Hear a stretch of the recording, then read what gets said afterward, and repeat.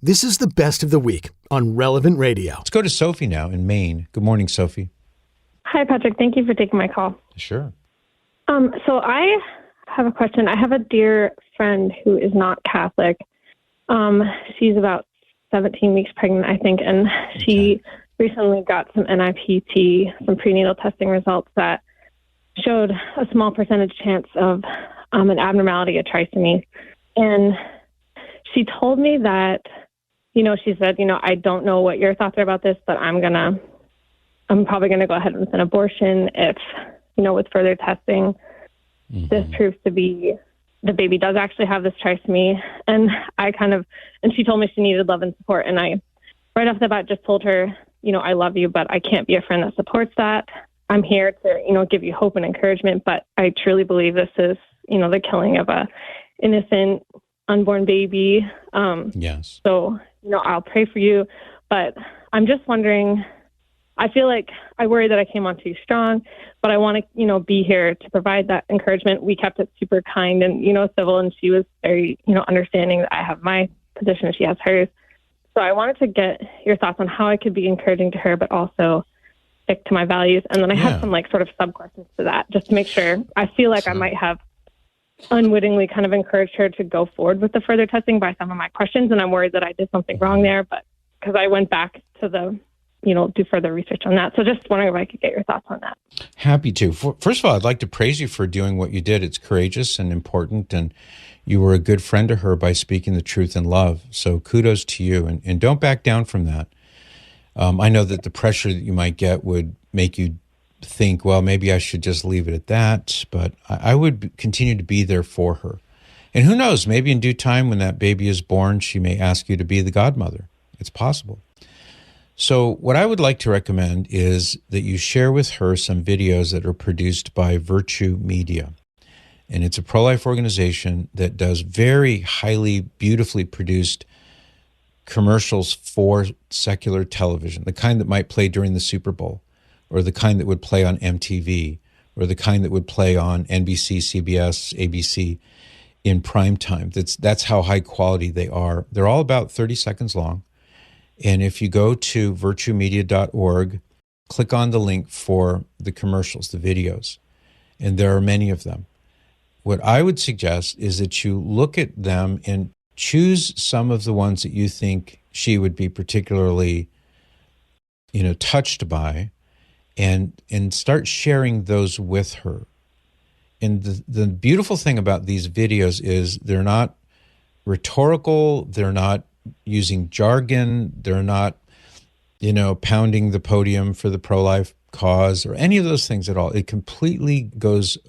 bypasses all of those standard ways of talking about pro-life, and it gets right to the heart. And I'll give you an example. There's one where this man he's going to the bus stop where the school bus is showing up, and all the kids are coming out of the school bus, and their parents are standing there, as parents do, for their little kids, kindergarten, first grade. They come off the bus and they go to their parents, and everybody's happy, and they start walking back to their homes. Well, this man is standing there, and his little girl comes off the bus, and then as she's about halfway toward him, she just vanishes. And he's standing there, and the reason she vanishes is because she was aborted.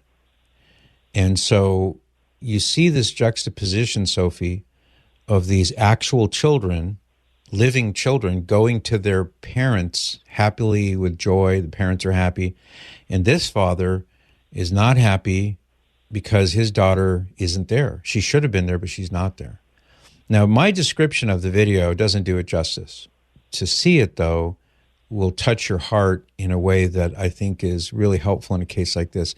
I wonder if, and you tell me what you think, I wonder if your friend probably has already heard all of the rhetoric and the terminology and the claims that we all bring to the pro-life cause, and maybe those would not affect her judgment or affect her decision-making, but do you think something that would go right to her heart might have a better effect on that?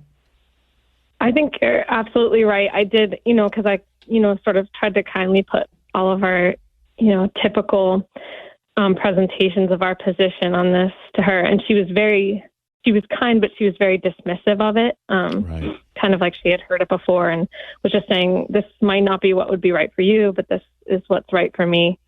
So I think, you know, maybe me not sort of continuing to, I'm not going to back down from what I said to her.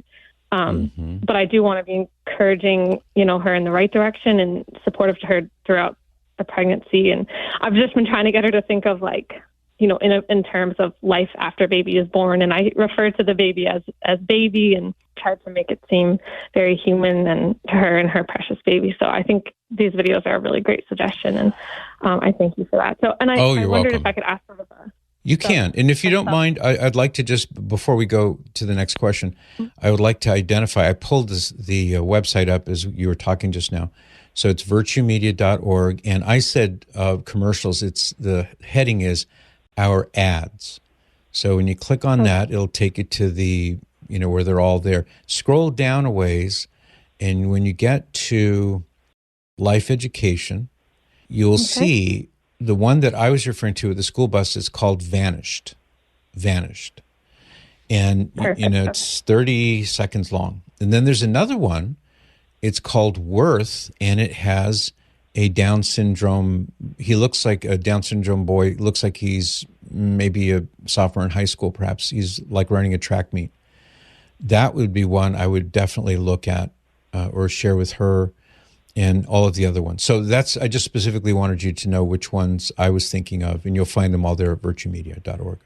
Thank you. And so this trisomy specifically that there's a risk of with this baby is one that typically the baby doesn't live past anywhere from 2 weeks to a year after birth. And I think that's right. her biggest concern.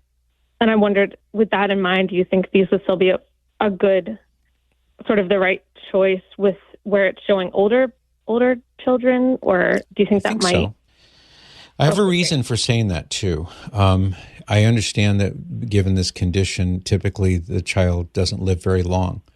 But there are a few things that you could bring up. Number one, she will go through the rest of her life, if she chooses life for this unborn child, knowing, or at least with a high degree of expectancy, that the child may not live more than a week or two. She will go through her whole life knowing that she gave life to her child, and because of this illness, that the child didn't make it.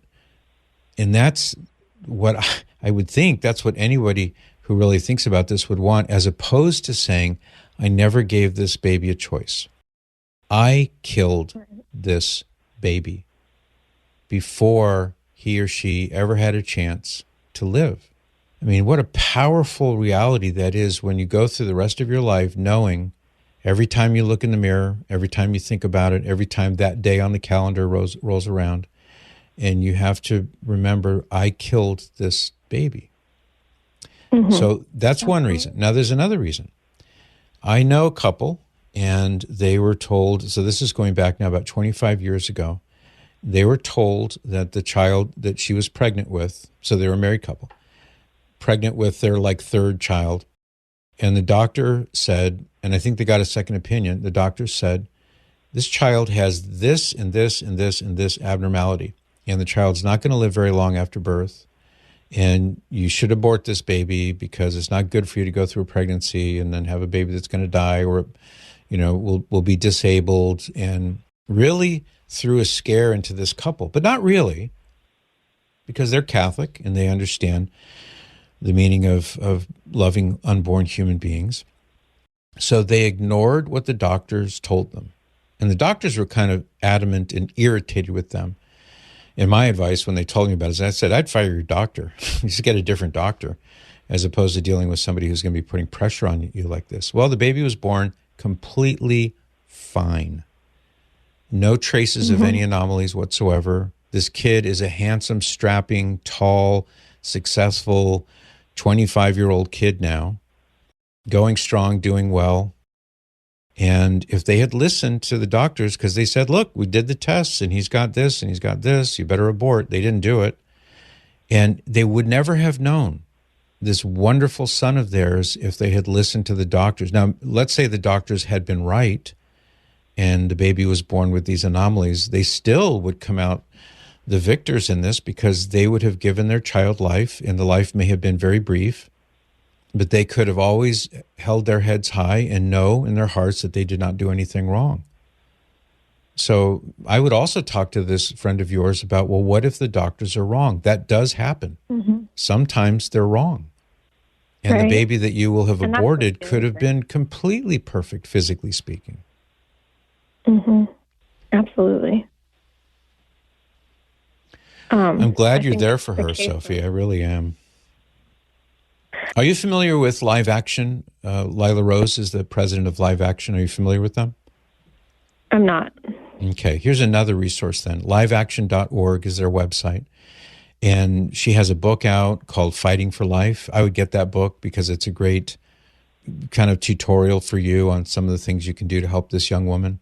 But they also have really good resources, good videos, all kinds of things that would be useful to you and maybe even your friend to help her rethink this before it's too late. Liveaction.org. Thank you. And then my sort of second question was, she had said she's going to have further testing this week in the form of an amniocentesis, which is where I believe they test the amniotic fluid. And I was reading online on the bishop's website that this would technically be immoral, where their intent would be to abort. And I was saying, when she was talking about the company that did the last test and it was a mess, and I was saying, well, maybe you should do it through another company. I realized after the fact that may have been a bad suggestion to make, where her intention would be to abort. And I'm wishing kind of I could take back any encouragement of doing further testing, and wondering if this is something that I should be worried about confessing, or if I did something wrong there.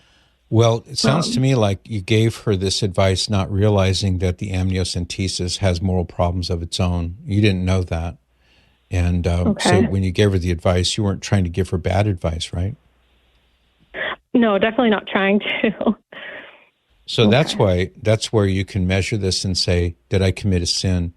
And the answer is no, because in order to commit a sin, you'd have to know, in a formal sense, you would have to know that what you were suggesting was wrong and then go forward and suggest it anyway. And you didn't have that. Okay. You were doing this in good faith. So that's helpful. Thank you. And would it be okay, if I have someone close to me? Obviously, with this being a close friend, it's, very upsetting to me. It's been, emotional to kind of talk to her about it, and just trying to stay calm and think, how I can say things, kindly and encouragingly. But if I were to, seek advice from someone close to me, like, my mom, would that be okay? Or should I just not share this where she knows this person? Yeah, you're free, because obviously, we're all in need of good advice from time to time. And this is just one of those times when you need good advice. So maybe you can preserve that woman's anonymity by asking your mom in a roundabout way. This entire episode of The Patrick Madrid Show is on the Relevant Radio app. The Relevant Radio app is completely free and updated daily with fresh articles, podcasts, and prayers. Don't delay. Download the app today. And thanks for listening.